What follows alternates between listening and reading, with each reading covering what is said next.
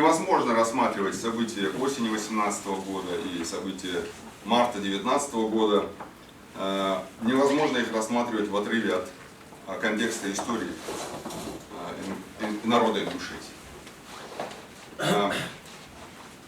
По свидетельствам многих приглашенных защитой, в том числе свидетелей, многие из них говорили о том, что приходили на митинг по зову сердца. По зову сердца, что их не нужно было призывать по такому вопросу и так далее. И чтобы понять, что это значит, необходимо понять вообще историю ингушей за как минимум последние лет 200. И если говорить коротко, Ахмед в своих показаниях тоже говорил о некоторых событиях за этот период. Территория народа Ингушетии, где жили ингуши, население Ингушетии, сократилась почти в 2 раза. И, естественно, каждый из тех присутствующих здесь, любого ингуша на улице, если вы спросите, конечно, они об этом знают. И именно по этой причине территориальный вопрос для ингушей является очень полезным. И, конечно, нельзя здесь не упомянуть и о событиях осени 1992 года, и о событиях 1944 года, депортации. Это периоды, когда ингуши не только были притеснены, но и лишены своей территориальной целостности. И с тех пор вот эти 2 даты, 1944 год, 23 февраля и 31 октября 1992 года, это те даты, когда люди безо всяких призывов сами выходили на митинги. Но они не выступали против кого-то, не призывали к насилию кому-то, какому-то. Они выходили на митинг, чтобы почтить память погибших при этих и других событиях, о которых я сказал. И призвать ингушей на митинг, например, из-за каких-то социальных проблем практически невозможно. Невозможно, потому что на генном уровне записано не жаловаться. Когда речь идет о земле, о флаге, о гербе, здесь никого призывать не надо.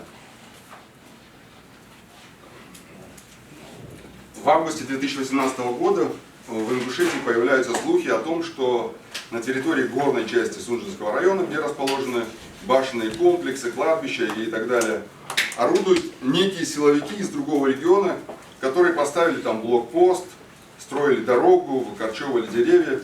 Эта информация разлетается по соцсетям, по мессенджерам. Первым, кто пролил свет на эту историю, это был свидетель Якуб Гагиев, свидетель защиты. Он рассказал, что разместил у себя в соцсети, в Фейсбуке, фотографию и информацию об этом. Власти на это никак не реагируют. Естественно, общество начинает бурлить на эту тему.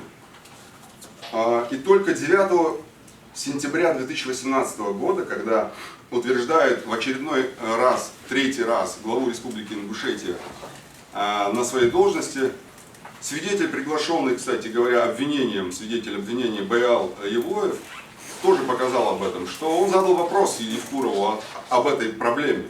Есть ли там какая-то проблема с границей? На что тот сказал, что нет никаких проблем, все ровно, все хорошо.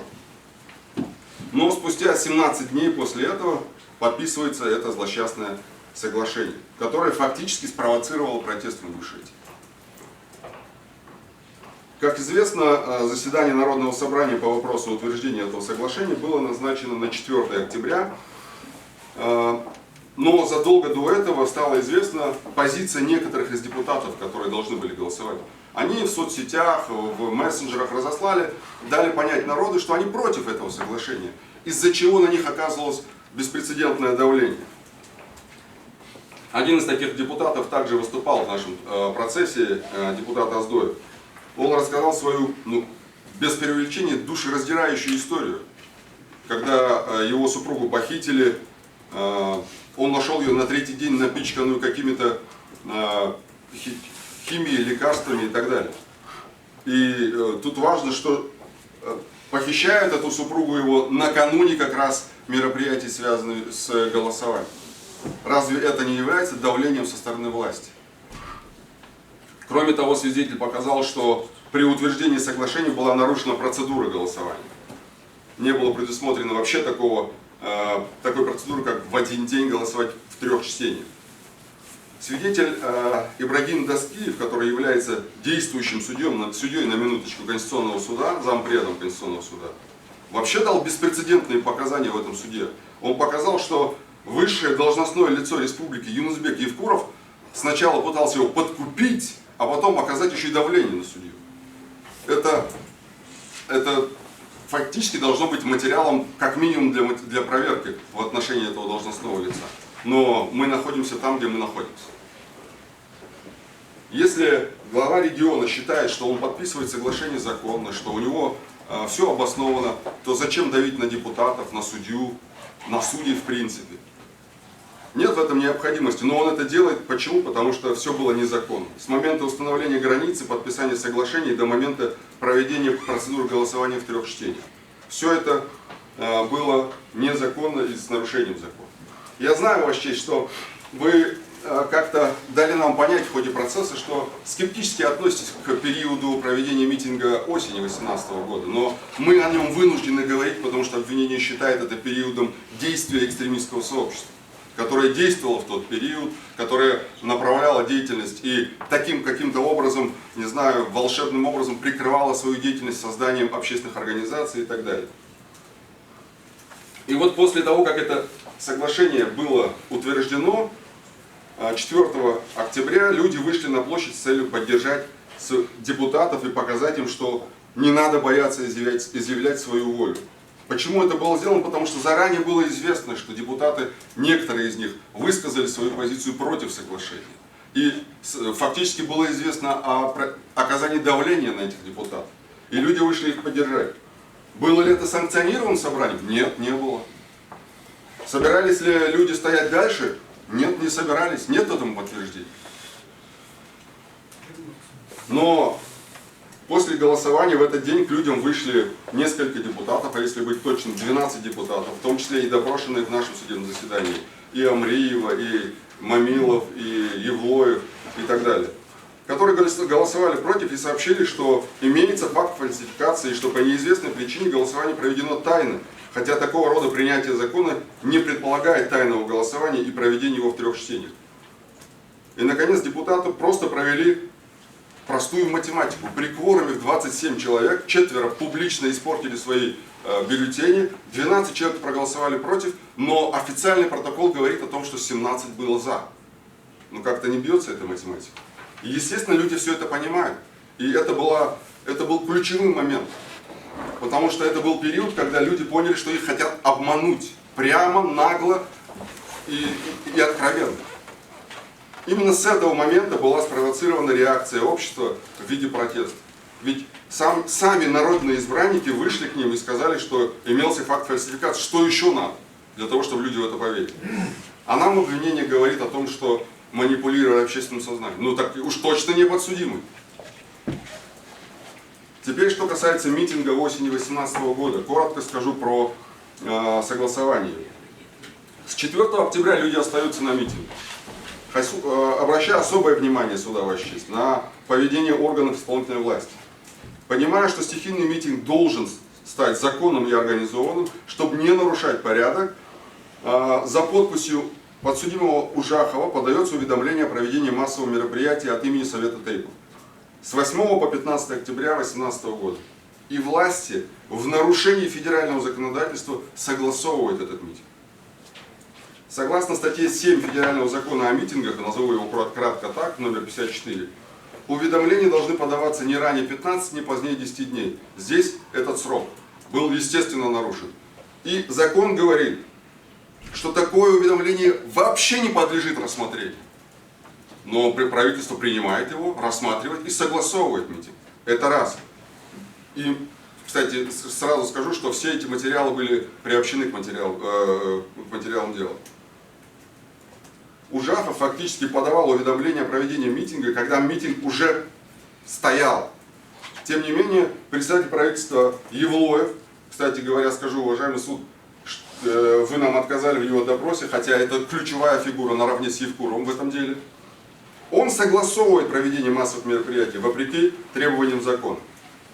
Кроме того, он разрешает этот митинг на беспрецедентно длительный срок, на 8 дней, фактически без перерыва.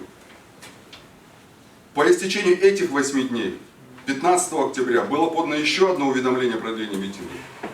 Законодательство вообще не предполагает такого термина, как продление существующего митинга. Тем не менее, 15 октября, в день подачи уведомления, правительство опять принимает, опять согласовывает еще на 2 дня до 17 октября. Второе нарушение закона. С момента официального согласования митинга, несмотря на недовольство некоторых митингующих, уважаемый суд, организаторы митинга, я имею в виду, кто подавал уведомления, Ужахов, Малцев и так далее, по просьбе властей переместили митингующих с дороги, где митинг был стихийно собран, на парковку, то есть освободили дорогу по просьбе властей. Это же подтвердил нам свидетель Кава и свидетель Полищук, допрошенные в нашем заседании. И это делают организаторы экстремистского сообщества, я напомню, уважаемый суд, согласно обвинению. Теперь, что касается событий после митинга. После 17 октября митинг был прекращен, общественность Ингушетии продолжала выражать свое мнение относительно подписанного соглашения, уже проводя общественные собрания. Совет тейпов провел собрание, и каждый тейп, каждый род Ингушетии направлял письменные и видеообращения к руководству страны, выражая свое несогласие. Социальные сети заполнены этими обращениями. Центр духовного управления мусульман провел съезд мусульман Ингушетии. Тоже связан с этим вопросом. Состоялся съезд народов Ингушетии и так далее. И все эти мероприятия проводятся без участия наших доверителей. То есть это проводится не ими, но все тоже та же тема. Но почему-то им вменяют организацию экстремистского сообщества. Центр духовного управления мусульман провел съезд. Все эти общественные встречи были организованы не нашим подсудимым. Доказательств обратного обвинения не предоставил.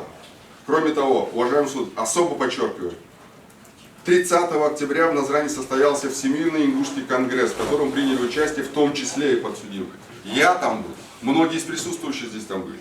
В этот день Конституционным судом было принято решение о том, что соглашение, о котором мы говорим, не соответствует Конституции Республики Ингушетия. Напомню, что еще до подписания указанного соглашения Конституционный суд Республики Ингушетия дал свое заключение о несоответствии проекта соглашения требованиям Конституции. Об этом говорил свидетель Доскиев, и это имеется в материалах дела. В этой связи утверждение обвинения о том, что подсудимые заранее знали о незаконности подписанного соглашения, является необоснованным. Они элементарно могли ссылаться на заключение Конституционного суда, так как на тот момент общественности была доступна информация о позиции Конституционного суда. Еще очень важный момент.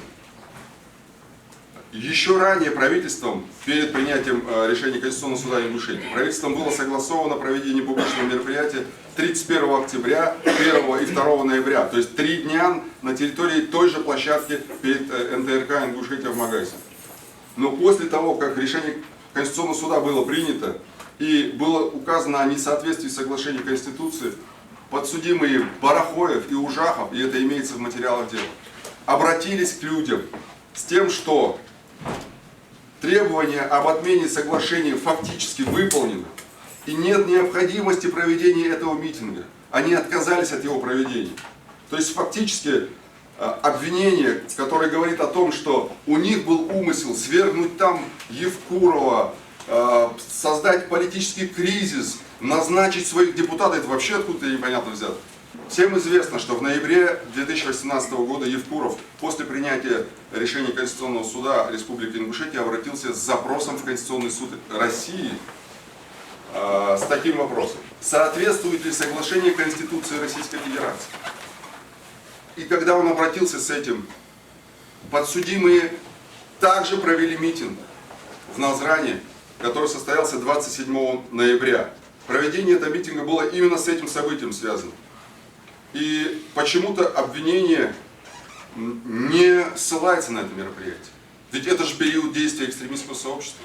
Это те же требования, это тот же митинг, это те же лица, это тот же период. Почему обвинение не включает это событие в свои выводы? Да потому что там не было ничего, там не было никакого нарушения, как не было и в октябре.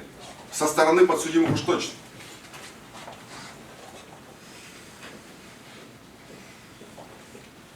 Тем более, уважаемый суд, обращаю внимание, что этот митинг, заявка на него была подана для проведения в Магасе, но согласован он был в Назране. И проведен в Назране, соответственно. То есть подсудимые согласились с тем, что им предложили место.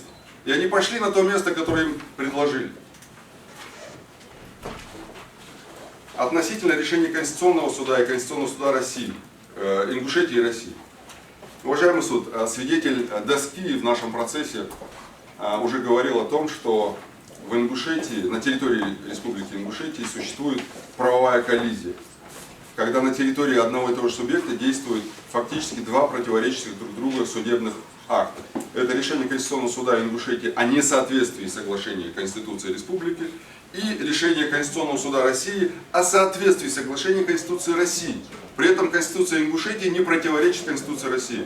Вот такой вот замкнутый круг. Но оно действует, его невозможно отменить. Оно действует. И любой из нас сегодня может оперировать этим решением, потому что оно не отменено. Ровно то же самое делали подсудимые. Они оперировали судебным решением. Переходим к 2019 году. В декабре 2018 года я обсужу и выскажу свою позицию в контексте экстремистского сообщества. В конце февраля 2019 года появляется информация о том, что глава Ингушетии в парламент внес законопроект о референдуме, в котором отсутствовал основополагающий вот этот вот злосчастный выпавший абзац. Я позволю себе его зачитать. На референдуме Республики Ингушетия обязательно выносится вопрос об изменении статуса, наименовании республики, ее разделения или объединении с другими субъектами Российской Федерации, изменении ее территории или границ в соответствии с законодательством Российской Федерации. В этой связи заместитель председателя Народного собрания Ингушетии Сукиев 14 марта выступил на НТРК Ингушетии и заявил, что действительно этот абзац выпал. Цитирую, да, мы это из видео изучали в ходе процесса, оно имеется в материалах дела. И, значит, действительно этот факт подтверждается. И именно это стало основанием для очередного недовольства общества и проведением публичного мероприятия. Важно тут сказать, уважаемый суд, что этому законопроекту и этой реакции предшествовало тотальное недоверие населения к главе республики и правительству Республики Ингушетия. Если сегодня я скажу фразы «выпавший абзац», «ошибка компьютера», «метр на метр», любой житель Ингушетии скажет вам, о чем речь. Это ложь, которую демонстрировала и озвучивала руководство Республики Ингушетия. Эти фразы, они стали символом недоверия к власти Республики Ингушетия. Выпавший абзац из законопроекта в контексте подписанного соглашения имеет особое значение для нашего дела, уважаемый суд. Давайте взглянем на попытку исключить эту основополагающую норму из закона о референдуме. В контексте соглашения что требовали митингующие? Они требовали отмену соглашения. Соответственно, они его считали незаконным. Почему? Потому что в законе о референдуме действующем, не в новом, который пытались внести в проекте закона, в действующем законе сказано, что любое такое изменение границы должно быть вынесено на референдум, как это сказано в региональном конституционном законе о референдуме. И, конечно, люди воспринимали новый законопроект как принимаемый ради исключения этого принципа и этой нормы. Только ради этого. Уважаемый суд, известный факт, что Ингушетия была одним из единственным регионом, где не определены границы.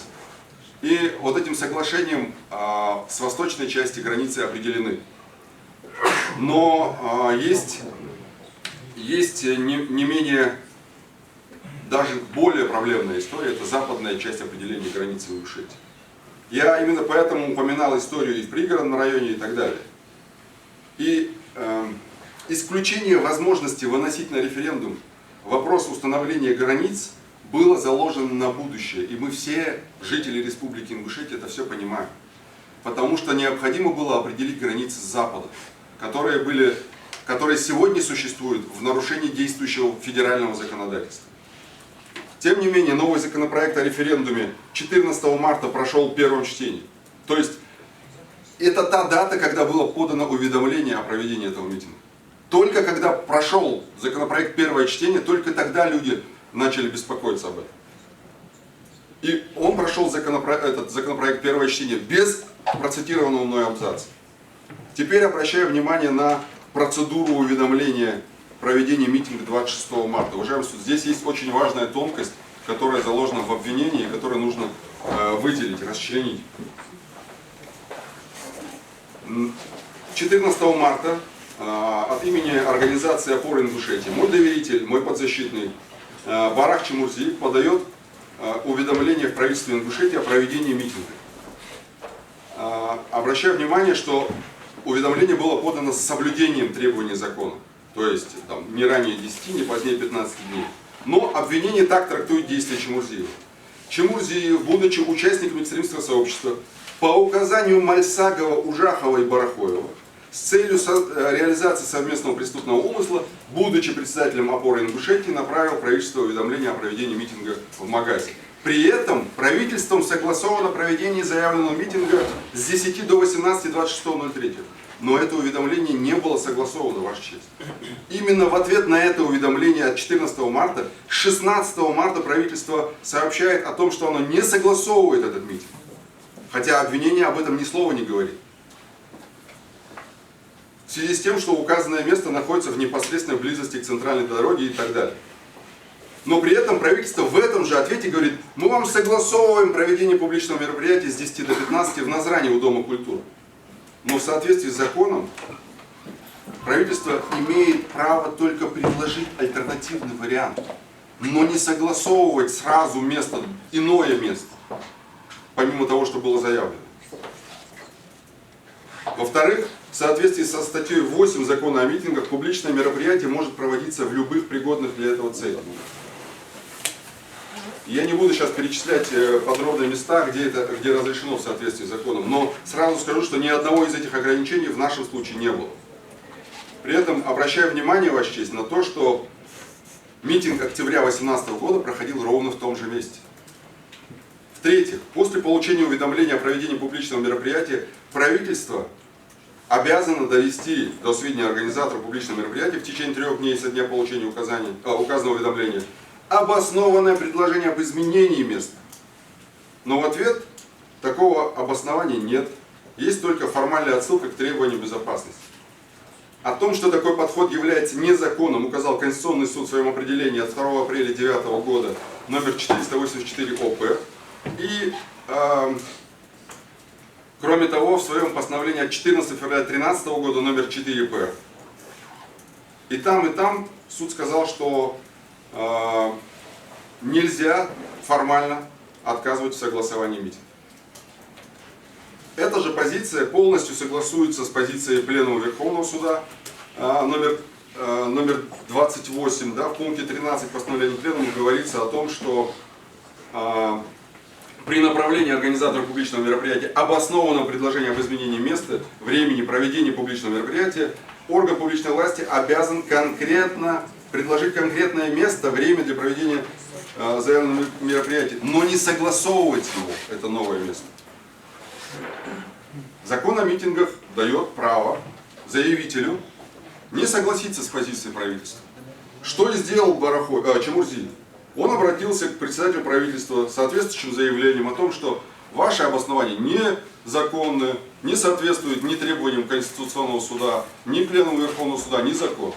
То есть экстремист, который пытался провести и реализовать, создать условия для столкновения с росгвардейцами, обращается к правительству с жалобой на решение. Кроме того, мы знаем из материалов дела, что Чемурзиев обращался и в прокуратуру, и в Магасский районный суд с соответствующими заявлениями о том, что незаконное решение правительства было принято по отказу. Теперь второе уведомление. Обращаю внимание суда еще раз на поведение органов исполнительной власти в этот период. Чемурзиев повторно подает уведомление от 22 марта, оно имеется в материалах дела, о проведении митинга с 26 по 28 с 10 до 19 часов, и это уведомление получено и зарегистрировано 25 марта. В этот же день правительство принимает решение согласовать этот митинг с 10 до 18. То есть, получив уведомление за сутки, правительство в нарушении закона, очередном нарушении закона о митингах согласовывает проведение митинга. Обращаю внимание, что за 9 дней до этого правительство считало опасным проведение митинга в этом же месте. То есть мы видим рандомные, продуманные, не согласованные и не соответствующие, главное, закону действия правительства, которые согласовывали эти митинги. А мы отказываем вызывать Евлоева на допрос. Я не буду подробно еще останавливаться на этих нарушениях, но мы наблюдаем систематическое нарушение закона правительством, которое, вопреки требованиям закона, согласовало два митинга от 8 октября 2018 года и 25 марта 2019 года с нарушением. Оба эти уведомления вообще фактически по закону не подлежали рассмотрению, но правительство поступает вопреки требованиям закона, показывая тем самым, что можно подавать уведомления, и они будут не только рассмотрены, но и согласованы правительством. Это очень важно знать. 26 марта подается третье уведомление Чемурзиеву. Митинг уже идет, он согласован. Это уже так называемый санкционированный митинг. И Барак Чемурзиев в своем уведомлении прикладывает к нему сопроводительное письмо, в котором говорится: в связи с требованием многотысячного ингушского народа просим вас продлить разрешение на проведение митинга, выдано 25-го, еще на 2 дня, на 27-й и на 28-го включительно. А вот тут уже правительство отвечает следующим образом.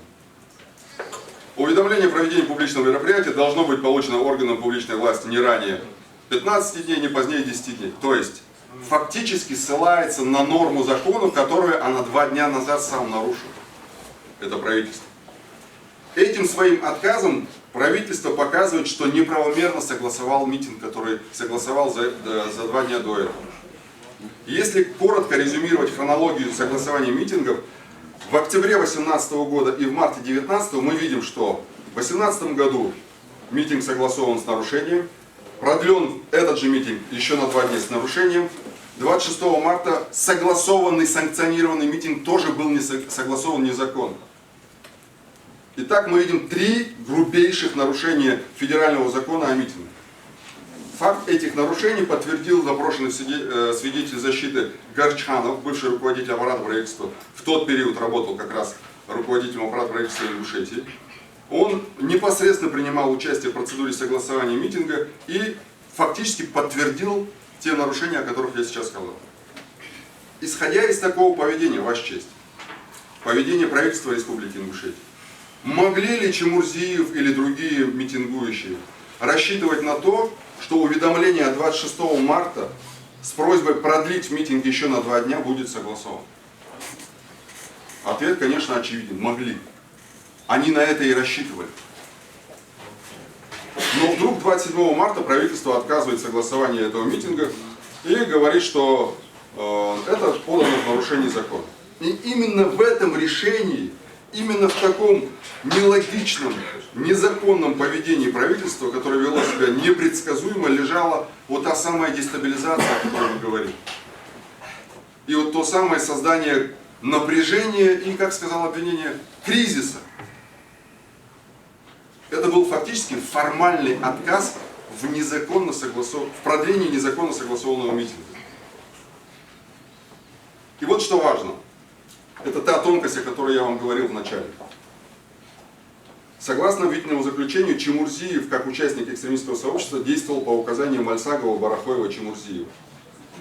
И подал уведомление 14.03.2019 года о проведении публичного мероприятия, целью которого было выражение протеста против принятия конституционного закона, говорится в обвинении и так далее. При этом правительством Республики Ингушетия согласовано проведение этого мероприятия на площади перед зданием ТРК Ингушетии с 10 до 18:26. Но о вышеуказанной процедуре согласования, о которой я сказал, вот эти 3 уведомления, о них обвинение ничего не говорит. Тогда логически возникает вопрос. Если уведомление 14 марта Чемурзиев подавал по указанию Мальсагова, Барахоева и Ужахова, то уведомление от 16-го, точнее жалоба от 16-го, заявление в Магазский суд и уведомление 22 марта, почему указанию подавал Чемурзиев? Об этом же нет ничего. Это же все опущено обвинение. Теперь относительно обвинения по организации применения насилия. Уважаемый суд, я бы хотел разделить свидетелей обвинения, допрошенных в суде, на 2 категории. Это засекреченные свидетели, потерпевшие, это в принципе суть одно. и остальных. К засекреченным я бы добавил еще и потерпевших, но хочу обратить внимание на то, что те, и другие являются и являлись сотрудниками Росгвардии. То есть они друг для друга такие, свои. Посмотрим на их показания. Все они как один заявили, что не знают никого из подсудимых. Они как-то пытались там зацепиться за внешность, описывая того или иного, но конкретно ни один из них не указал на подсудимых. Более того, многие из них не имеют к ним никаких претензий. Так что же из подтверждающего вину подсудимых они говорят? Обвинение надеется, что все показания засекреченных свидетелей дадут некую среднюю пропорциональную величину вины потерпевших. Где-то здесь говорит про старика с папахой, где-то говорит про девушку в платке, четвертый говорит про седую бороду, пятый говорит про кожаные сапоги, но конкретики нет, но вот эта вот средняя величина, она как бы прослеживается по мнению обвинения. Но, уважаемый суд, наша задача в этом процессе, как и в любом другом, это отделить мнения, домыслы, догадки от реального факта. И если умело и критически, как того требует закон, подойти к каждому показанию, то мы увидим, что они дадут совсем другой результат, чем видит это обвинение. Я не буду не преувеличивать, не преуменьшать, но я остановлюсь на некоторых показаниях потерпевших по настоящему делу. Они все засекречены и, собственно говоря, тезисы у них у всех одни. Сотрудник Росгвардии Пахомов Вадим, засекреченный, естественно, показал, что вообще ничего не помнит о том, что там происходило. Разговаривали на национальном языке, во главе находились пару человек. Возможно, они руководили митингом, общались с сотрудниками. Вспомнить и опознать он их не может. На вопрос защитника Бекова о том, причинялся ли ему вред здоровью, он говорит, что никакого вреда не причинено, кроме морального. В чем выражался моральный вред, также не смог пояснить. Следователю о причинении вреда не сообщал, не знает, в чем обвиняют подсудимых, претензий к подсудимым не имеет, вред не причинен, он оскорблен таким отношением к себе. Ну, у нас оскорбление — это немножко другая статья.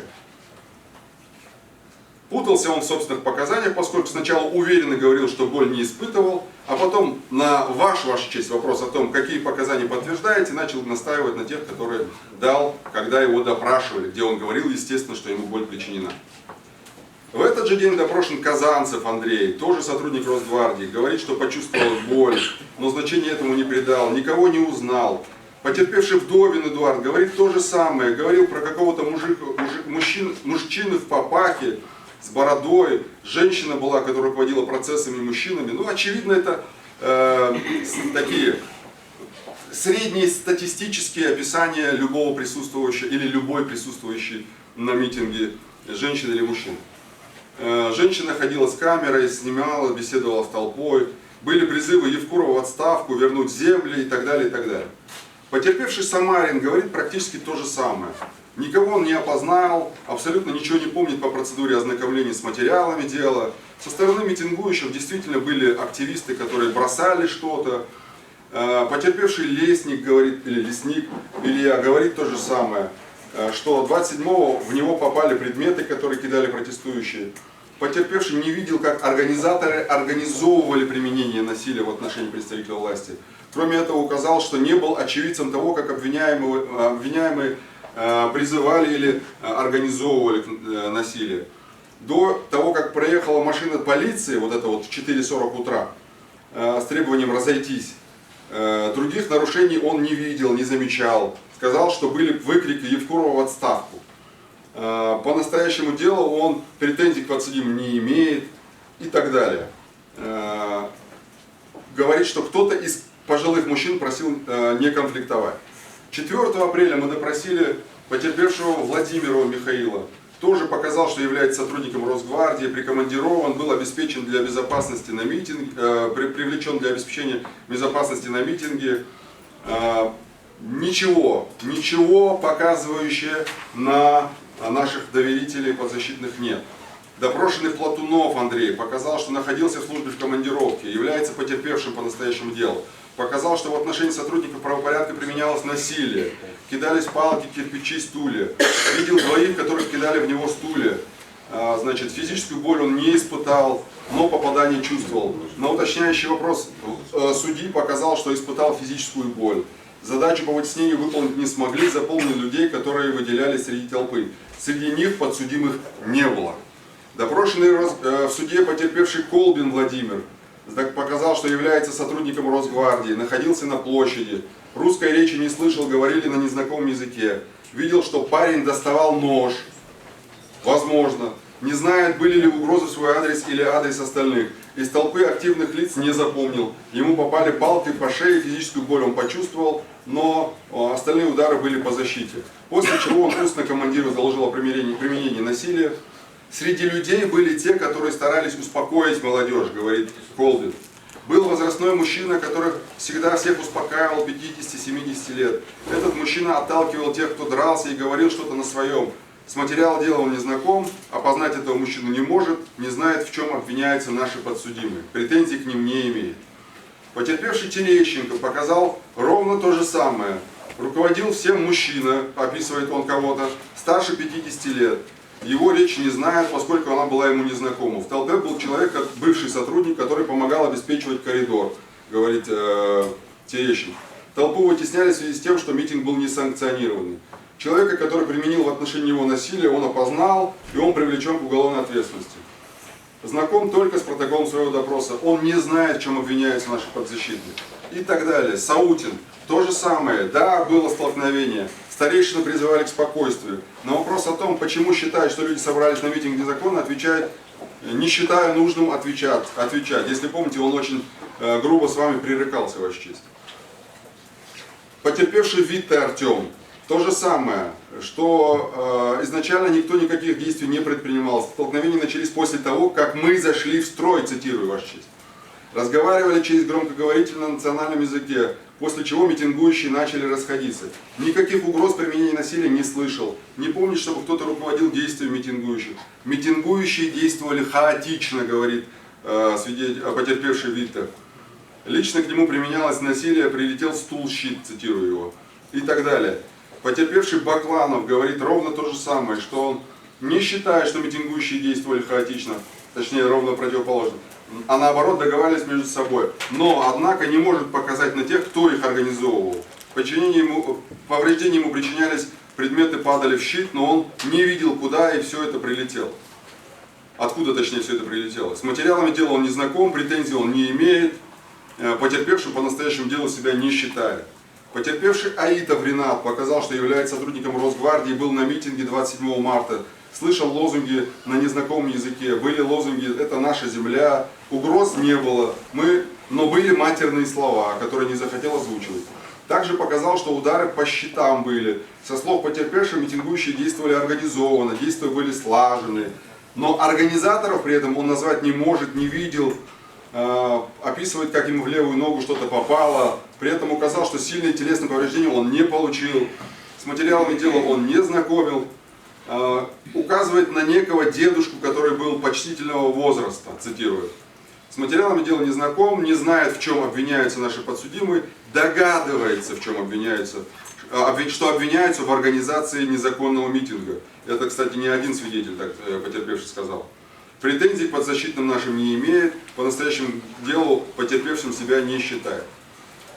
Потерпевший Михайлов показал, что является сотрудником Росгвардии. Ровно то же самое, что считает, что протестующие находились на площадке незаконно, потому что об этом сказал его руководитель подразделения. Ему известно, что неизвестно, возбуждено ли дело по факту применения насилия, ему неизвестно о привлечении к уголовной ответственности лица, который ему причинил ушибы. Также показал, что среди протестующих были пожилые люди, которые пытались их успокоить. У пожилого мужчины была каракулевая папаха, сказал потерпевший Михайлов. Когда протестующие были в окружении, то эти старики пытались не допустить столкновения. Говорили: давайте, ребят, выпустим, имея в виду сотрудников Росгвардии. На вопрос, были ли направлены действия стариков на восстановление общественного порядка, ответил, что да, были направлены. С материалом уголовного дела он не знаком, за исключением своего протокола допроса ничего не знает, в чем обвиняются и так далее.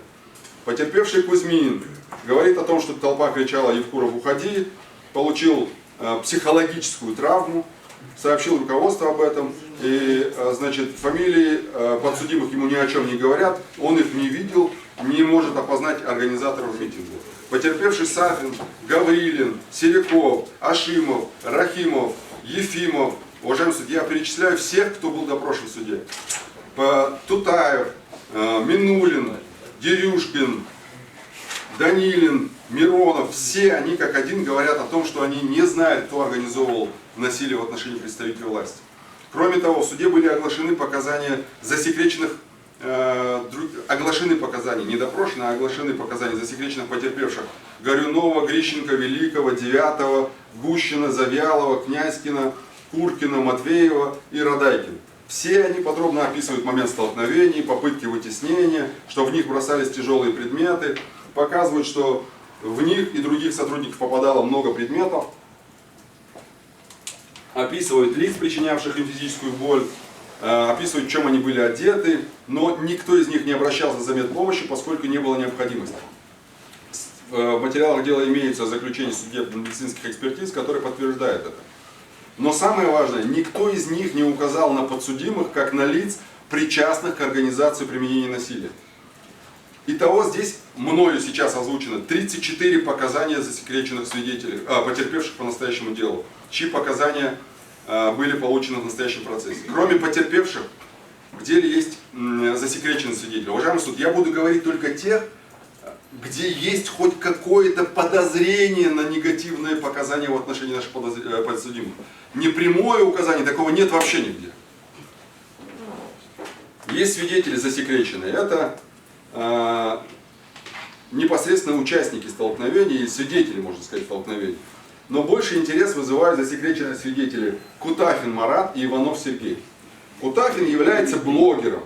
Он был свидетелем событий утра 27 марта, о ситуации в республике знал из интернета, называл в качестве организаторов Чемурзиева, Барахоева и Погорова, но не смог пояснить, каким образом он определил этих лиц как организаторов митинга. Видел людей, которые во время столкновений с сотрудниками кричали: «Хватит разговаривать, давайте драться, наша земля, Евкурова в отставку» и так далее. Он показал, что из толпы были слышны призывы применять насилие, но при этом пояснил, что Барахоев, Чемурзиев не управляли толпой. Свидетель также не видел, как подсудимые организовывали насилие. На вопросы защиты, как он оказался свидетелем, сказал, что представился представителем прессы, и на этом основании его допросили в качестве свидетеля. В видеоролике, который он снимал, он сказал, что предоставил следователю.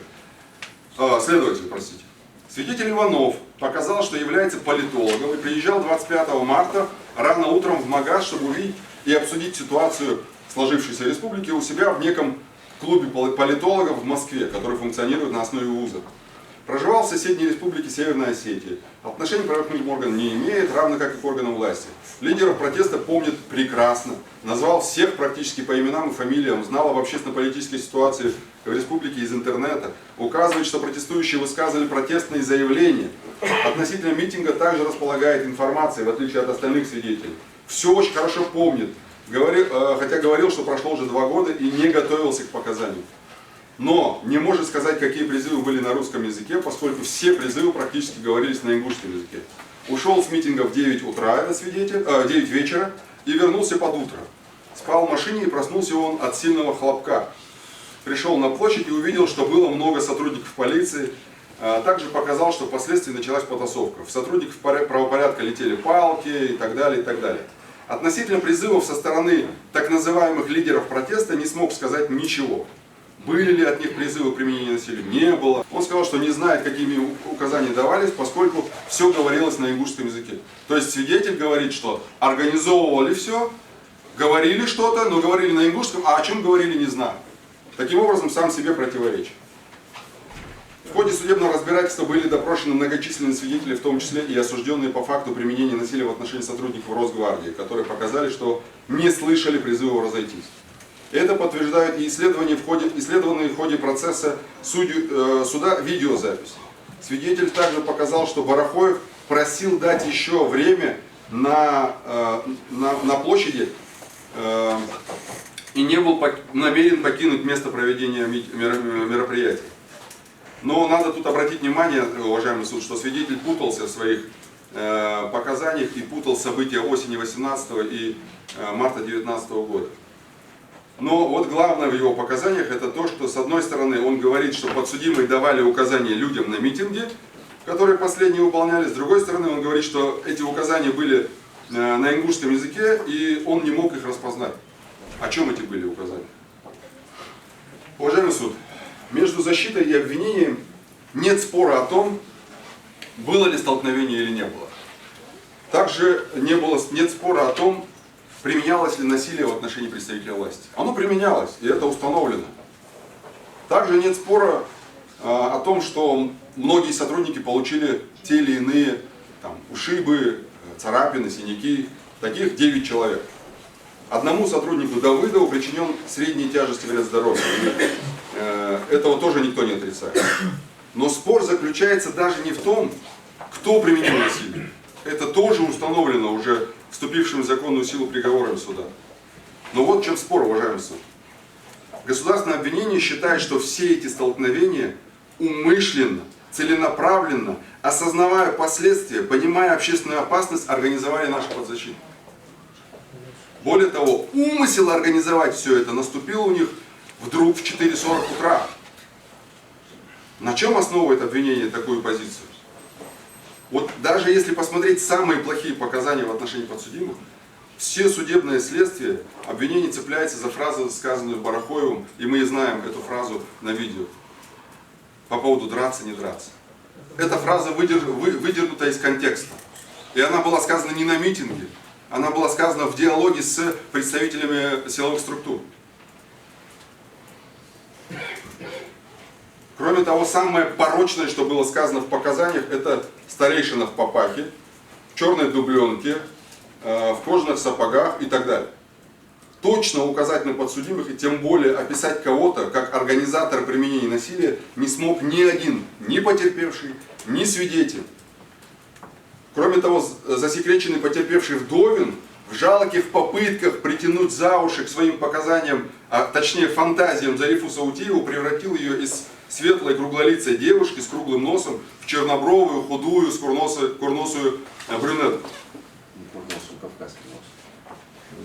Кавказским носом, да. Засекреченные в своих показаниях подробно рассказывали про то, как кто-то кому-то угрожал ножом, говорил давай драться, предлагали езжайте к себе домой и так далее. Но на ключевой вопрос, вам это говорил кто-то из подсудимых, или вы слышали, что что-то подобное говорили подсудимые? Вы слышали, что подсудимые призывали делать это? Никто сказал, не ответил да, все сказали нет, мы не слышали от них ничего. Я предлагаю представить, что подсудимые вдруг призывали к насилию. Давайте согласимся с этим обвинением и скажем, что да, они призывали, но, к счастью, нашего согласия здесь недостаточно, и нам нужны доказательства. Призыв к насилию – это совершенно очевидная вещь. Вперед, давайте, бейте, я вас поддерживаю, давайте и так далее. А теперь мы обратимся к видеозаписи. Основная, как бы то ни было, видеозапись – это видеозапись под названием «Магаз утро», которая длится 3 часа 28 минут 17 секунд. На ней есть выступления Барахоева, Мальсагова, Ужахова, Погорова, Нальгиева и Хаутиева. И все они призывают не поддаваться на провокации. Ваша честь, я специально исследовал это видео и посчитал. За 3,5 часа подсудимые, которых обвиняют в организации применения насилия, 5 раз произнесли слово «успокойтесь», 7 раз произнесли слово «разойдемся», 12 раз произнесли фразу «не поддавайтесь на провокации», 3 раза произнесли слово «не применяйте силу», фразу, 4 раза сказали «уйдем домой», 14 раз сказали «не торопитесь, не спешите», и 3 раза сказали «уходим». Я это сам сидел и считал эти фразы. Вот людей, которые обвиняют в призыве организации применения насилия, будут люди говорить на камеру такие слова?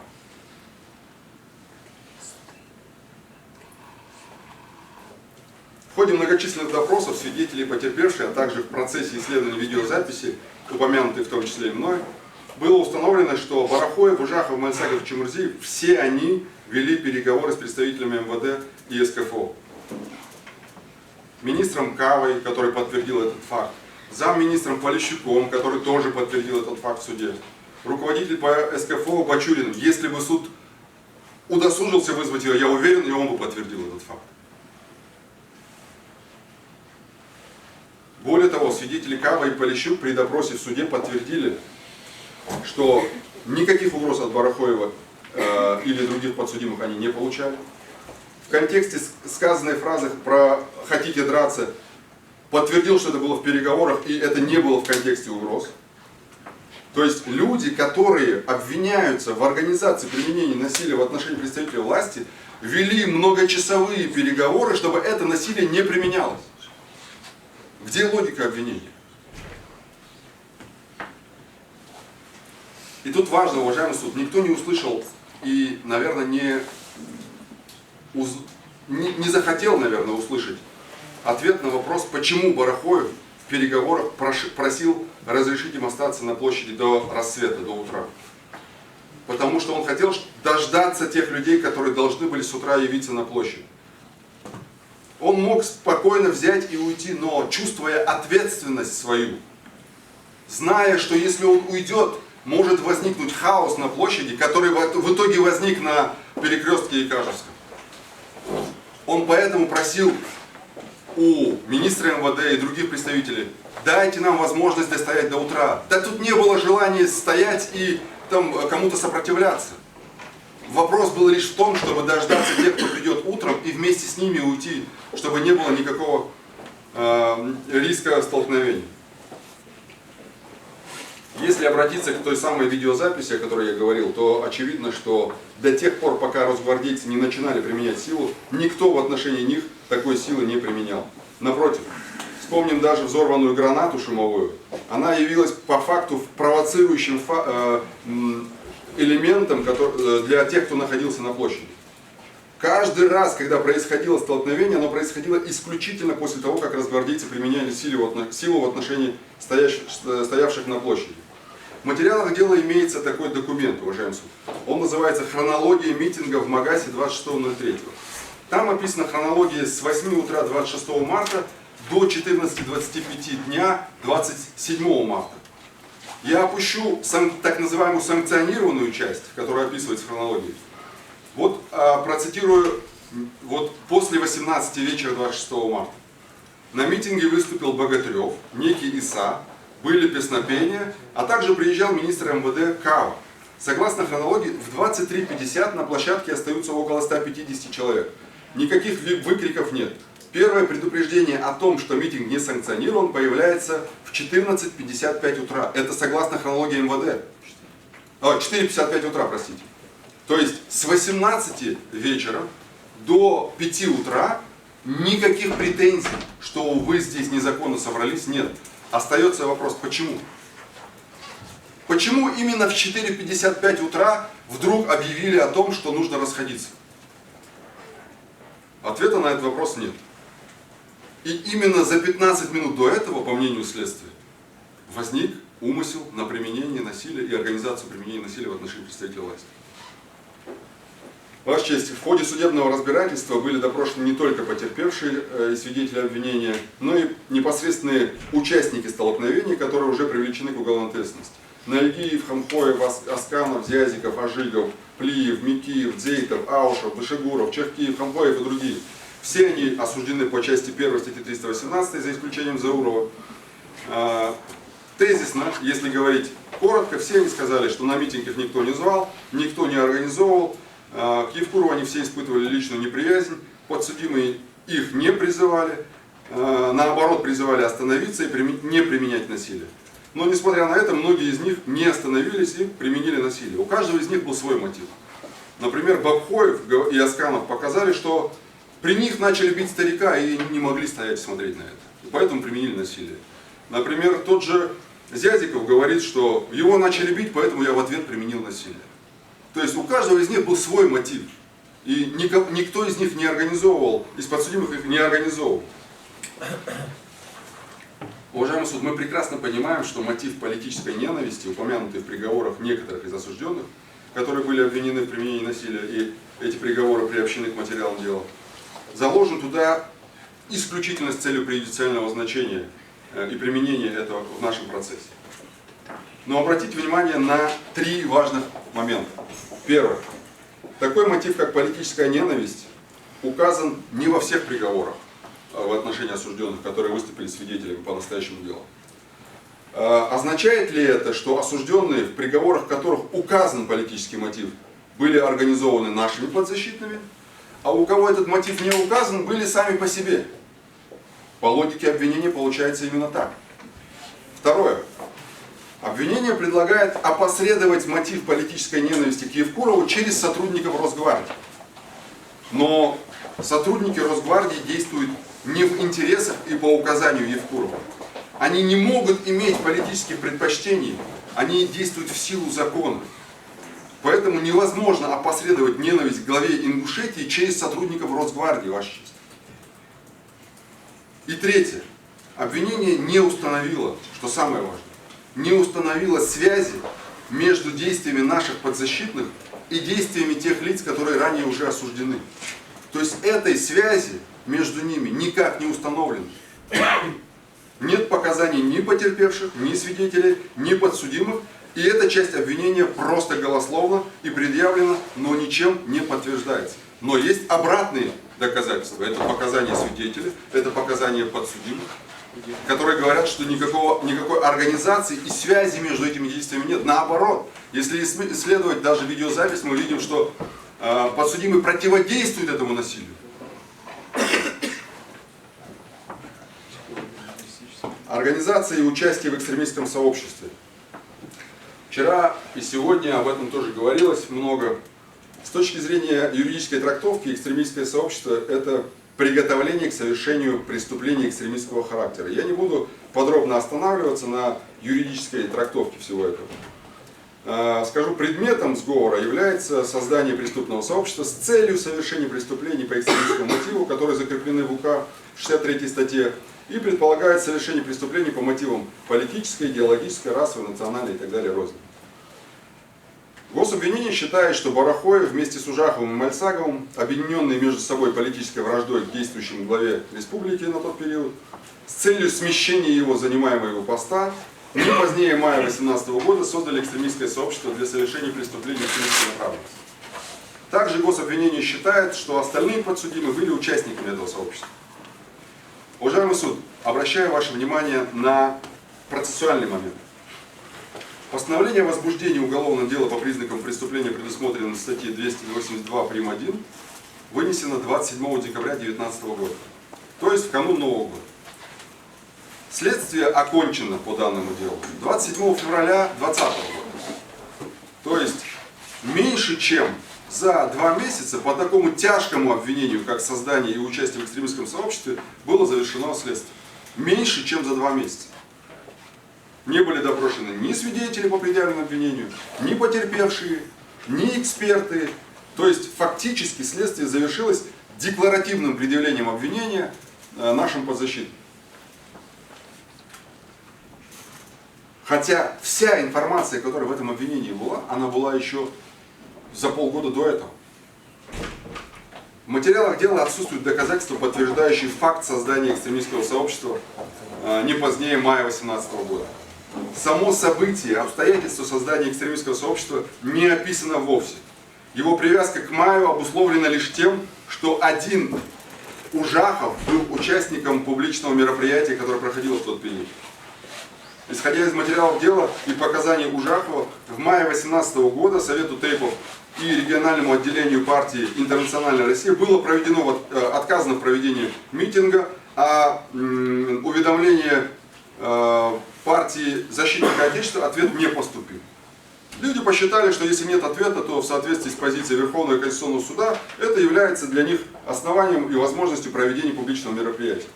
И тут важно особо подчеркнуть, Ваша честь, что ни Барахоев, ни Мальсагов, ни остальные якобы участники экстремистского сообщества, придуманного обвинения, не были на тот период не то что организаторами, но и даже участниками этого мероприятия. Никаких доказательств причастности к этому публичному мероприятию кого-либо из подсудимых, кроме Ужахова, в материалах дела не имеется. Наоборот, имеющиеся в материалах дела видеозапись, показания свидетелей, подсудимых, протоколы привлечения к административной ответственности иных участников этого публичного мероприятия. Все это говорит, что ни Барахоев, ни Мальсагов не были участниками этого мероприятия, ни остальных подсудимых. Более того, по версии обвинения, подсудимые Мальсагов, Барахоев, Чемурзиев, Нальгиев, Саутиев, Хаутиев создали и приняли участие в экстремистском сообществе, призвали людей прийти на митинг 2 июня 2018 года, а сами не пришли. При этом доказательств, что они призывали таких, тоже у нас нет. Изложенная в этой части фабула обвинения является пустым утверждением о неких неведомых фактах, событиях, из которых явно невозможно сделать вывод правового характера. Далее в обвинении следуют все указанные ниже признаки, содержится утверждение, что формами и методами являлись планирование, подготовка и так далее, и так далее. Теперь относительно политической ненависти и вражды как специальной цели. В постановлении Пленума, о котором сказал мой коллега Беков, в пункте 12 говорится: объединение организаторов или иных представителей экстремистского сообщества создается в целях разработки планов или создания условий для совершения преступлений экстремистской направленности. Таким образом, обвинение считает, что столкновения, которые произошли утром 27 марта, были запланированы, и для их осуществления подсудимые создали условия. Но мы знаем, что план был за 15 минут до столкновения. Как же так, Ваша честь, не бьется? При этом все это было сделано из мотива политической ненависти с целью смещения с должности Евкурова. И вот здесь я обращаю внимание на противоречие, имеющееся в обвинительном заключении. С одной стороны, обвинение утверждает, что подсудимые, будучи не согласны с действующей политической системой в Республике Ингушетия, а также положением Конституции, поставили своей целью смещение с должности главы Республики Ингушетия. Я сейчас коротко приведу, хотя в прениях расписано подробно, но я коротко приведу, почему это было невозможно, Ваша честь. В соответствии с Конституцией порядок избрания определен в парламенте Республики Ингушетия, то есть парламент избирает. Согласно статье 5 Республиканского закона о порядке избрания, кандидаты представляются президентом России. В соответствии с 19 статьей Федерального закона об общих принципах организации законодательных и исполнительных органов субъектов Федерации предусмотрены основания для смещения так называемого или досрочного прекращения полномочий главы. Это смерть, отрешение от должности президентом, отставка по собственному желанию и решение суда. 4 основания. И несмотря на это, обвинение считает, что подсудимые имели цель сместить его. Но как это было возможно? Об этом они не говорят. В обвинительном заключении отсутствуют какие-либо описания конкретных действий, времени, места, способа смещения Евкурова. Сами по себе призывы к участию в митинге, вне зависимости от того, согласовано или не согласовано, не является ни преступным деянием, ни призывом к совершению какого-либо преступления. Кроме того, обвинение утверждает, что фигурантов объединяла политическая вражда к Евкурову с целью его смещения с политического поста. Такое описание содержит в себе логическое противоречие. Во-первых, вражда является чувством, отношением к конкретному лицу или группе лиц, в то время как смещение с поста является целью. Во-вторых, такое описание свидетельствует лишь о наличии политической мировоззренческой позиции, но никак не об экстремистской деятельности, сопряженной с подготовкой и совершением преступлением, насильственным изменением основ конституционного строя и так далее, и так далее. При этом в противоречии с указанием на якобы экстремистский мотив деятельности, в обвинительном заключении указано, что Ужахов и Барахоев были, соответственно, руководителями и членом Совета Тейпов, а Мальсагов является председателем республиканской организации «Красный крест», официально зарегистрированных обе организации и законно существующих в Ингушетии, которые вполне могли иметь свое отдельное мнение относительно деятельности Евкурова. И это мнение не может быть квалифицировано как экстремистский призыв. Однако обвинением этот факт игнорируется. Еще одно противоречие, которое имеется в обвинении. Постановление Пленума Верховного Суда, которое я упомянул, в пункте 3 говорится, что преступления, совершенные по мотивам политической ненависти или вражды, следует ограничивать от преступлений, совершенных на почве личных неприязней, отношений. Для правильного установления мотива преступления следует учитывать, в частности, длительность межличностных отношений подсудимого и в отношении кого высказывается, то бишь Евкурова в нашем случае. Наличие с ним конфликтов, не связанных с национальным, религиозным, идеологическим, политическим взглядом и так далее. Из материалов дела также известно, что Ужахов и Мальсагов не только были знакомы с Евкуровым, но и работали в органах государственной власти в период, когда последний был главой Ингушетии. Из показаний Мальцагова мы знаем также, что он, будучи депутатом 5-го созыва Народного собрания Ингушетии, сложил свой мандат из-за личных разногласий с Евкуровым. Ужахов, будучи в 2006 и 2012 году руководителем территориального управления Росздравнадзора по республике, а позднее еще и председателем Совета ТЭИПов, регулярно встречался с Евкуровым. Впоследствии у Ужахова также сложилось личное неприязненное отношение с Евкуровым. Кроме этого, Барахоев показал, что был лично знаком с Евкуровым, с которым встречался по поводу определенных инвестиционных проектов. Кроме того, показал, что Евкуров при личной встрече выражал свое недовольство Барахоеву. Защитой было приобщено видеозапись программы «Новости-24», вышедшей в эфир после митинга, на которой видно, что Евкуров выражает свою личную неприязнь в отношении подсудимых. Но почему-то суд нам для подтверждения факта знакомства указанных подсудимых с Евкуровым, для установления длительности или межличностных отношений, а также наличия между ними конфликта, не связанных с политическими взглядами и так далее, отказывает в вызове Евкурова. Хотя это было бы легко установить. Были они знакомы, не были. Это подтвердилось бы не только со стороны наших доверителей, но и со стороны приглашенного Евкурова, если бы мы его допросили в суде. Таким образом, я хочу сказать, Ваша честь, что судом не установлен факт межличностных отношений, как того требует Пленум Верховного Суда. Возвращаясь к декабрю 2018 года относительно давления на депутатов. Обвинение утверждает, что именно Барахоев в период с 6 декабря по 13 декабря действия согласованы с Ужаховым, Мальцаговым, Нальгиевым, Кузиевым, Прогоровым, Хаутиевым и Саутиевой, а также с другими участниками, пока мы не знаем, о ком речь, находясь на собрании членов Совета ТЭИПов, предложили членам движения вызвать депутатов Народного собрания в шариатский суд. Уважаемый суд, чем это подтверждается? Кроме как просто предложили заявление. Ничем. Члены Совета ТЭИПов, разделяя мнение Барахоева, поддержали его идею, говорится в обвинении. Во-первых, в материалах дела отсутствуют какие-либо подтверждения этого. Во-вторых, в материалах дела отсутствуют какие-либо доказательства, указывающие вообще, что в тот период было какое-либо собрание. И нет доказательств, указывающих на то, что на каком-то основании там были Нальгиев, Чемурзиев, Хаутиев, Саутиева и так далее. Оба эти утверждения ничем не подтверждены. В обвинительном заключении говорится, что участники экстремистского сообщества допустили незаконное вмешательство в деятельность государственных органов путем оказания давления на депутатов Народного собрания.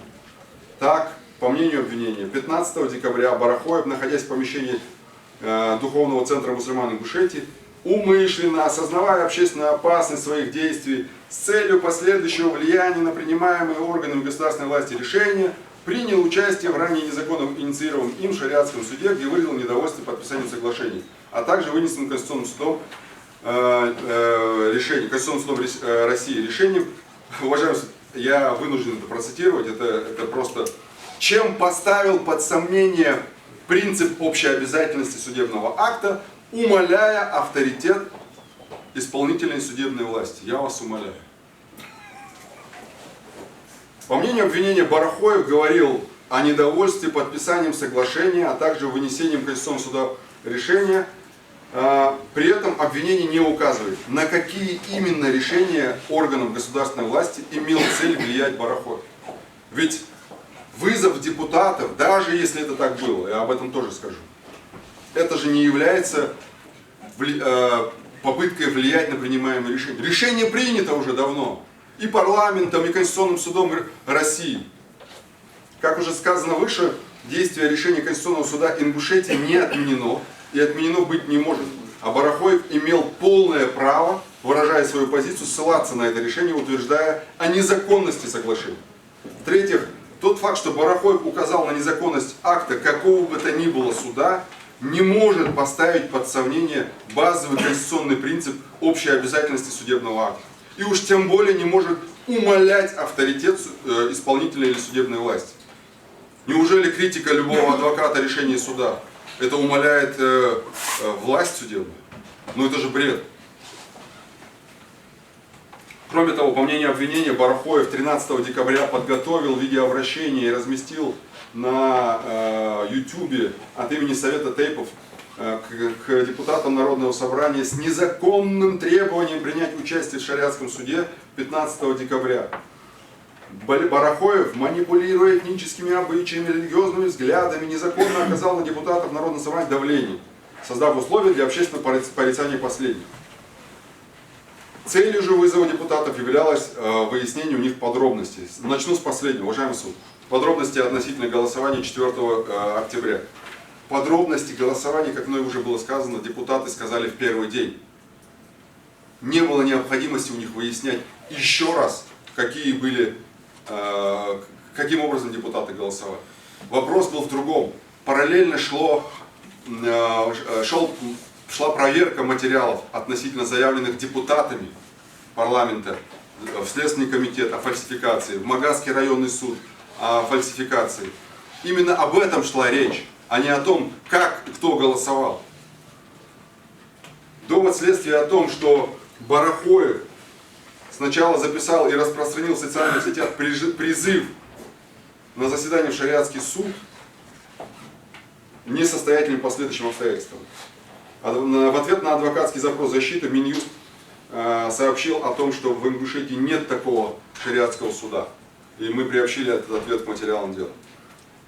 Отсутствуют сведения о государственной регистрации такого суда.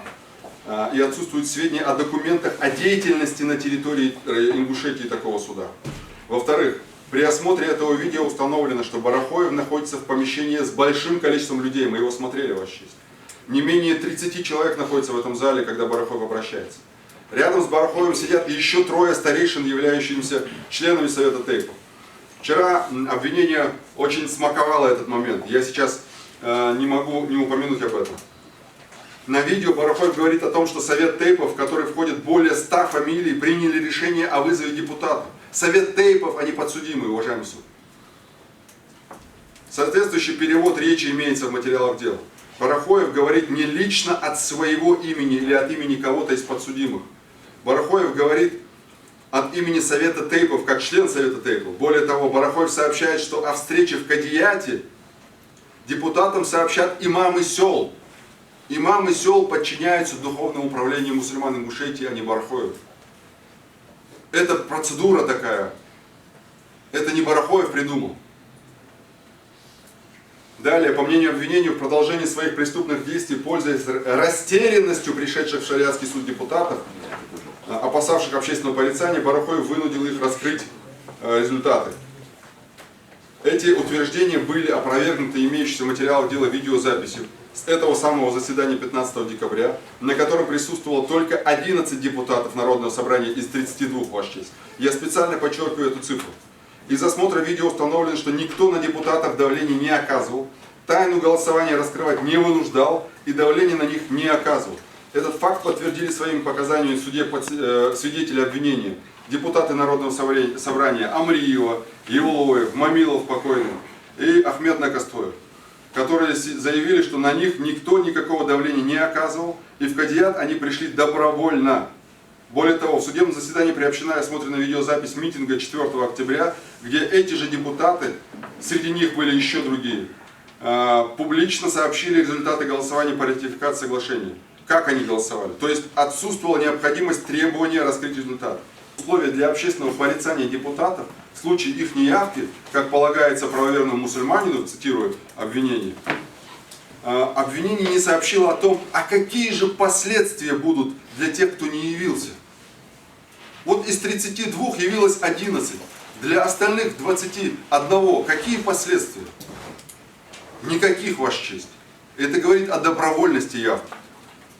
Поэтому эти действия нельзя расценивать как направленные на совершение преступления экстремистской направленности. Потому что они, во-первых, имели место уже после состоявшегося голосования. Во-вторых, эти действия, опять же, не содержали в себе каких-либо действий и призывов, сопряженных с попытками насильства изменения конституционного строя, захвата власти и так далее.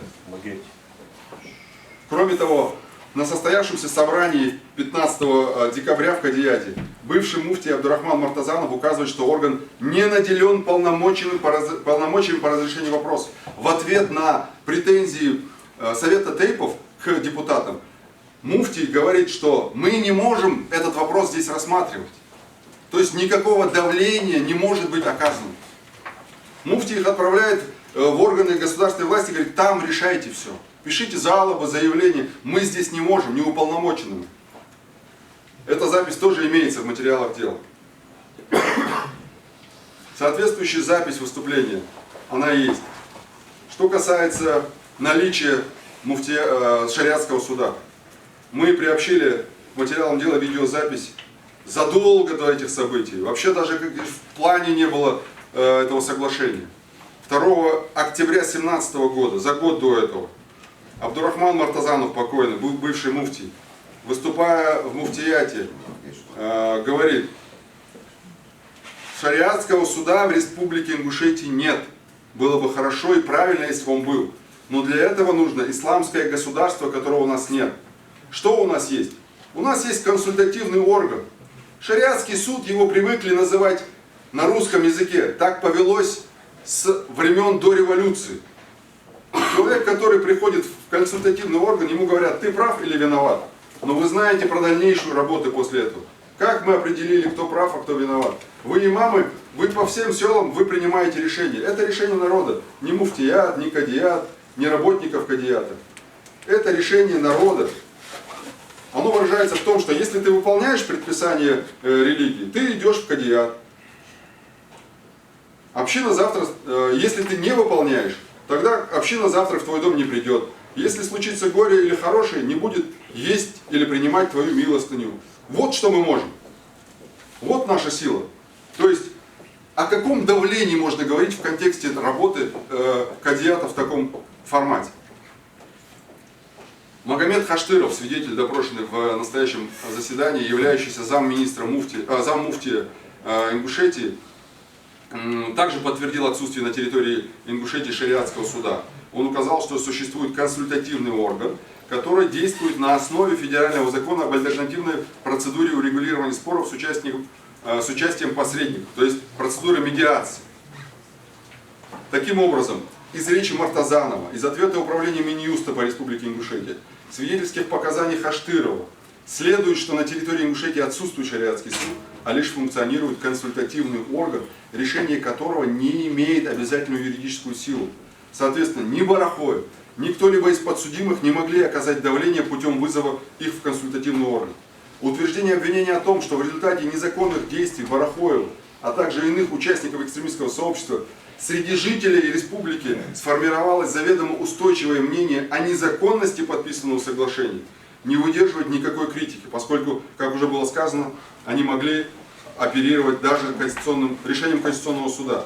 И поэтому, если у обвинений есть какие-то претензии относительно формирования ложного устойчивого мнения о незаконности подписанного соглашения, то эти претензии должны быть предъявлены Конституционному суду Республики Ингушетия в первую очередь. Прикрытие деятельности экстремистского сообщества посредством придания легитимности через деятельность Совета Тейпов и Ингушского комитета национального единства является несостоятельным в связи со следующим. Совет Тейпов действует еще с 2016 года в Республике Ингушетия. В этом совете состояли без исключения представители всех Тейпов. Организация, кстати, ликвидирована после того, как наши доверители заключены под стражу. Ингушский комитет национального единства, как региональное общественное движение, преследовал своей целью формирование нового объединения в пределах Республики Ингушетия. Уважаемый суд, в целях экономии времени я не буду расписывать, точнее говорить подробно о праве на создание общественных объединений. Есть федеральный закон об общественных объединениях, есть Конституция Республики, Конституция России, которая дает право на объединение граждан, создавать по своему выбору общественное объединение без предварительного разрешения органов государственной власти и органов местного самоуправления. Вступать в такие организации, объединения, на условиях соблюдения норм их устава. Политические требования, они не могут быть квалифицированы как экстремистская деятельность, поскольку не последовали цели ни мотива возбуждения ненависти к главе, а лишь представляла собой консолидированную волю митингующих, включая подсудимых. В пункте 7 указанного постановления номер 11 сказано, что под действием, направленным на возбуждение вражды и ненависти, следует понимать высказывание, обосновывающее, утверждающее необходимость геноцида, массовых репрессий, депортаций, совершения иных противоправных действий, в том числе применения насилия в отношении представителей какой-либо нации, расы или социальной группы или религии. Критика политических организаций, идеологических религиозных объединений, политических, идеологических, религиозных убеждений сама по себе не должна рассматриваться как действие, направленное на возбуждение ненависти или вражды. Это говорит пленум Верховного Суда.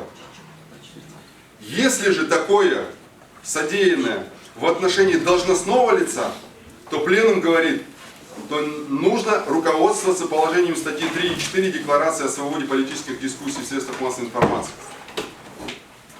И согласно этой декларации, политические деятели, стремящиеся заручиться общественным мнением, тем самым соглашаются стать объектом общественно-политической дискуссии и критики в средствах массовой информации. И эта критика в средствах массовой информации сама по себе не должна рассматриваться во всех случаях как действие, направленное на унижение достоинства человека. То есть критика действий политических чиновников не должна рассматриваться как унижение достоинства или уж тем более экстремистские высказывания. Противоречит указанному доводу следствия фактические обстоятельства дела, связанные с деятельностью ИКНЕ, а равно иных организаций, которым были связаны обвиняемые, поскольку ИКНЕ стала организатором первого Всемирного ингушского конгресса ингушского народа 30 октября в Назрани. Для проведения форума власти республики выделили городской дворец культуры, а сотрудники обеспечивали безопасность при проведении этого мероприятия. То есть экстремисты проводят экстремистское мероприятие, а государственные органы власти поддерживают это. Не противодействуют даже. На Конгрессе было исследовано и озвучено несколько вопросов. Я очень коротко. Возвратить право избирать главу путем прямого голосования. Ввести смешанную избирательную систему выборов депутатов Народного собрания. Выступить с законодательной инициативой об отмене муниципального фильтра. И все три постановления, все эти, они были единогласно приняты голосованием. То есть о каком экстремистском собрании можно говорить? И более того, уважаемый суд, мы приобщили к материалам дела, что это мероприятие освещалось по государственному телевидению. Таким образом, если исходить из логики следствия, органы государственной власти не только не противодействовали деятельности экстремистского сообщества, но и активно помогали при проведении Всемирного конгресса ингушского народа, обеспечивая правопорядок и оказывая информационную поддержку. Политическая вражда. Материалами дела, а также заключение экспертов, это все установлено, что в высказываниях наших доверителей нет ни политической вражды. Если говорить в частности про Барахоева и Чемурзиева, не имеются психологические или лингвистические признаки угрозы и совершения каких-либо действий или призыва к применению насилия. Барахоев и другие обвиняемые, подсудимые на протяжении всего публичного мероприятия призывали митингующих не применять насилие. Это тоже установлено. Про средства связи это, конечно, фантастический довод. То, как они сообщались друг с другом. Уважаемый суд, коротко скажу. На момент предъявления обвинения, февраль 2020 года, я специально посмотрел, WhatsApp пользовались более 2 миллиардов человек по всему миру. Телеграммом пользовались ежемесячно 38 миллионов человек. Вайбером пользовалось 256 миллионов человек. И все эти люди, ровно так же, как и наши подсудимые, по мнению следствия, используют эти мессенджеры с целью скрыть и конспирировать свое общение. А если мы посмотрим на это с точки зрения закона, то закон говорит, что люди пользуются ими для того, чтобы, например, соблюсти свое конституционное право на личную жизнь и тайну переписки, а не с целью сокрытия от правоохранительных органов этой информации. Если обвинение считает, что подсудимые использовали мессенджер с целью конспирации, то у оперативных сотрудников имеются все законодательные и технические инструменты для того, чтобы получить доступ к конспиративной информации. И она должна появиться в материалах дел. Но этой информации нет и быть не может, поскольку сама идея о вменении состава 282 прим. 1 пришла незадолго до окончания обвинения. Это же касается и утверждение обвинения, которое стало уже популярной цитатой среди юристов и адвокатов, Ваша честь, я процитирую. Отсутствие в материалах дела телефонных переговоров не говорит о том, что обвиняемые не совершали преступления, а лишь свидетельствует о том, что в отношении них не проводились оперативно-розыскные мероприятия. Ничего не напоминает, Ваша честь?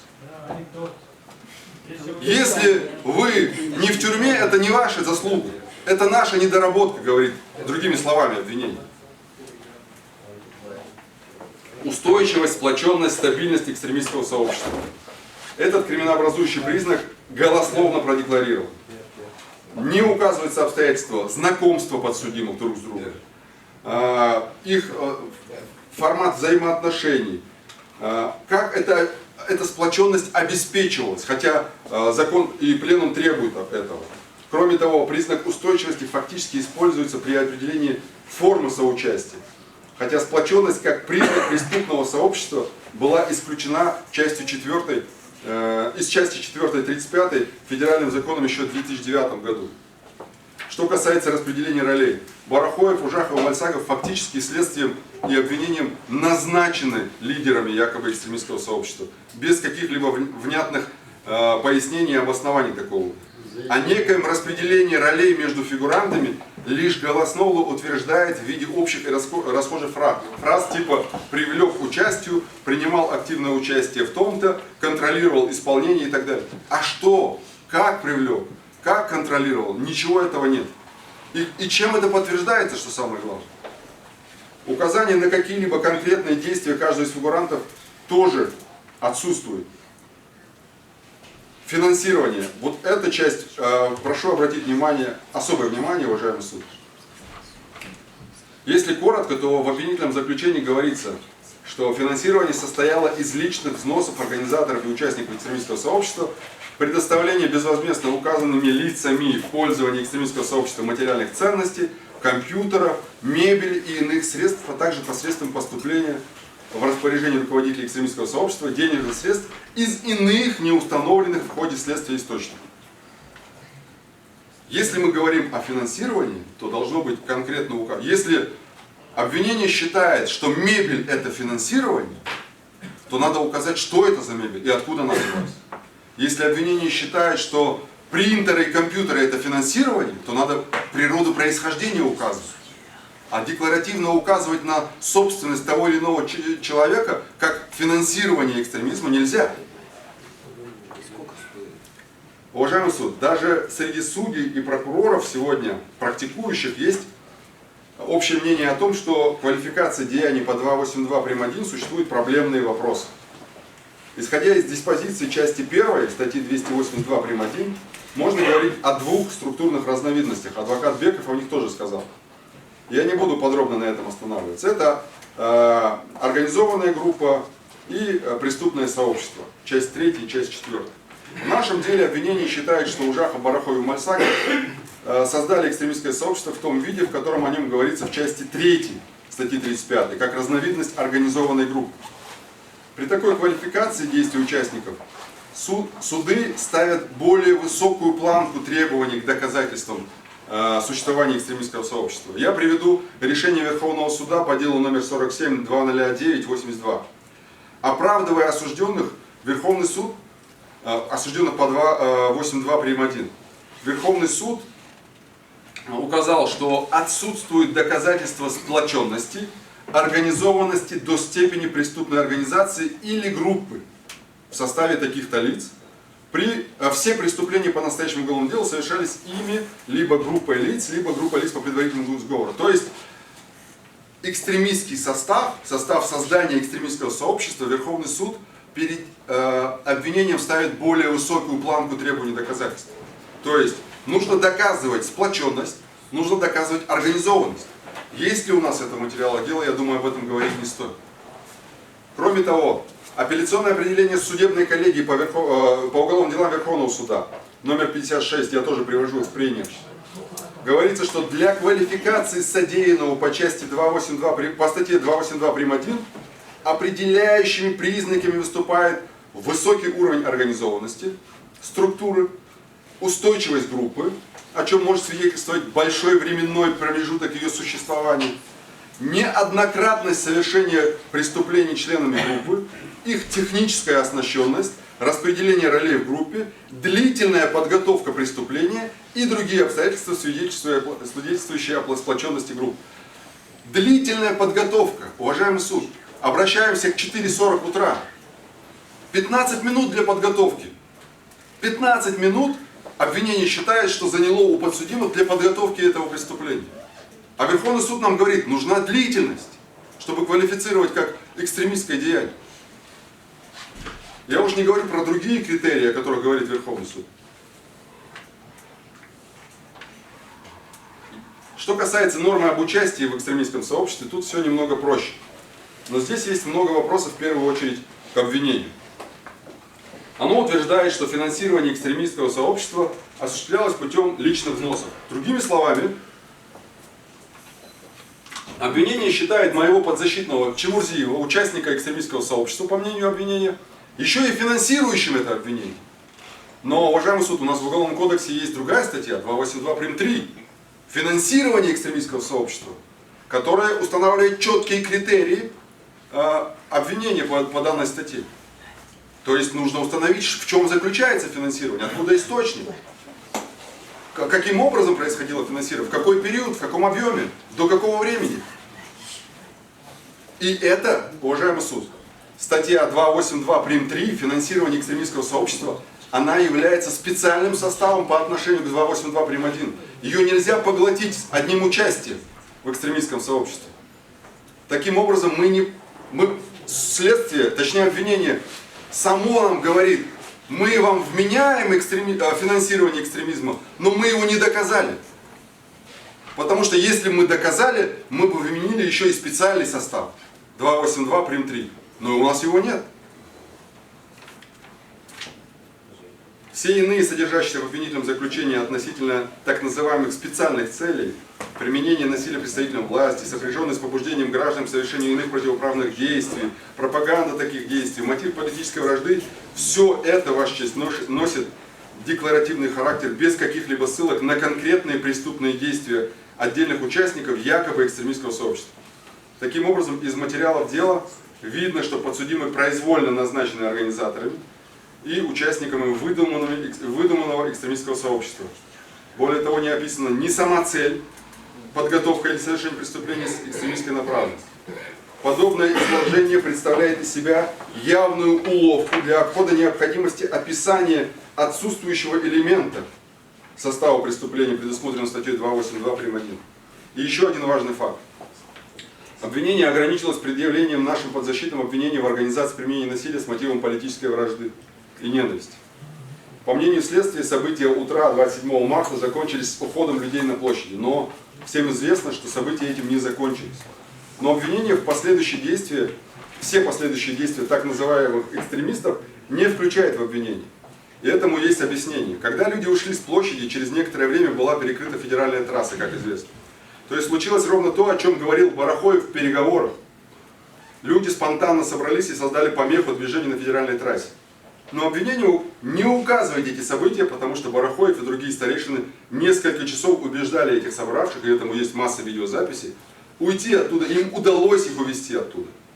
И как известно из показаний Барахоева, в том числе и допрошенных в зале суда свидетелей, людей увели в сторону мечети в Назране, откуда они разошлись. Но гособвинению невыгодно включать этот эпизод в состав обвинения, потому что это бы в том числе на фоне остального и так оставляло бы сомнения, и без того существующие сомнения. Я не буду говорить о процессуальных нарушениях, их масса, но я остановлюсь на одном очень важном, характеризующем обвинение и следствие факте.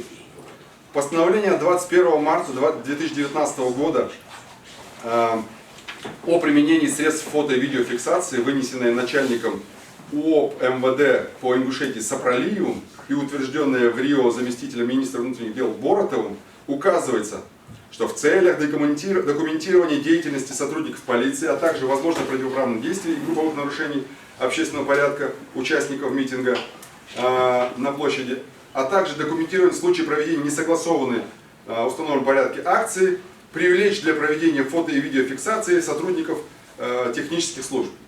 В указанном постановлении речь идет о публичном мероприятии, согласованном с органом исполнительной власти 26 марта 2019 года. Я напомню, само постановление 21 марта. При этом ни Сапралиев, ни Боротов по факту не могли 21 марта вынести указанное постановление, потому что уведомление Чемурзиевым было подано только 22 марта, а согласовано оно было и вовсе 25 марта. То есть 21 марта, перенесясь на машинное времени назад, Боротов и Сапралиев, они вынесли постановление насчет митинга, который еще не согласован правительством. И это характеризует в том числе и обвинение, уважаемый суд. Многочисленные справки, которые необходимо исключить из материалов дела, я думаю, мой коллега Дзугаев еще заявит о них. Ваша честь, завершая свое выступление, хочу сказать, что я думаю, ни у кого нет сомнений относительно того, что в процессе нет никакого правового зерна. Здесь есть зерно политическое. Если бы эти люди обвинялись, например, в парижском заговоре или в землетрясении в Армении, то мы точно так же в этом процессе приводили бы доказательства их невиновности, а прокурор, указывая на жертву землетрясения, точно так бы доказывал, что подсудимые организовали это землетрясение за несколько минут до самого землетрясения. Это абсолютно идентичное сравнение, Ваша честь. Эти люди уже сидят более 2,5 лет за решеткой. И единственное, чего хочет обвинение, это оправдать их нахождение там. А оправдать их нахождение можно только обвинительным приговором. Уважаемый суд, мы прекрасно понимаем, мы все живем в России, и прекрасно понимаем, что выносить единолично решение по такому делу, несмотря на все требования закона, практически невозможно. Как я уже сказал, это не вопрос права, это вопрос политики, которая показывает нам, что можно, а чего нельзя. И это дело, оно тоже показатель того, что можно, а чего нельзя. Нельзя выходить на митинги, высказывать свое мнение. Нельзя приезжать на переговоры с представителями федеральной власти и просто так встать и уйти. Тоже нельзя. А если ты это сделал, то, соответственно, будешь наказан. И с каждым днем все больше людей примеряет на себя вот это нельзя.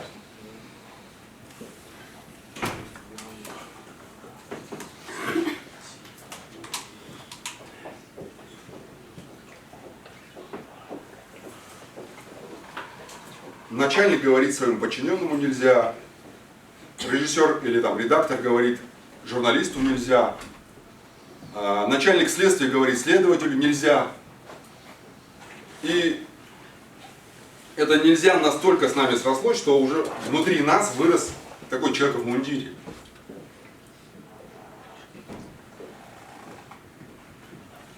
А нельзя, потому что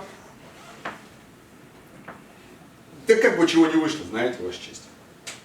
Лучше не делать, чем потом объяснять, зачем сделал, или лучше не говорить, чем потом говорить, зачем сказал. Я, например, абсолютно уверен, что Путин не звонил лично Зорькину, чтобы он утвердил незаконность решения Конституционного суда, да, или законность соглашения. Я уверен, что не было такого разговора. Я думаю, что судьи вполне добровольно проголосовали за положительное такое заключение. Ведь как бы чего не вышло, Ваша честь.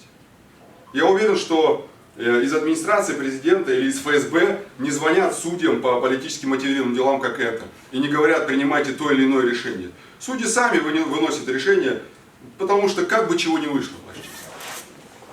Может быть, поэтому у нас ничего и не выходит. Как-то, готовясь к этому процессу, я открыл первые записи из наших заседаний и увидел заметку, которую я сделал, Ваша честь. Это ваша фраза была. Когда вы еще в здании Кисловодского суда сказали нам, что на суд никто давить не будет. Я надеюсь, что кроме вашей совести на вас никто давить не будет.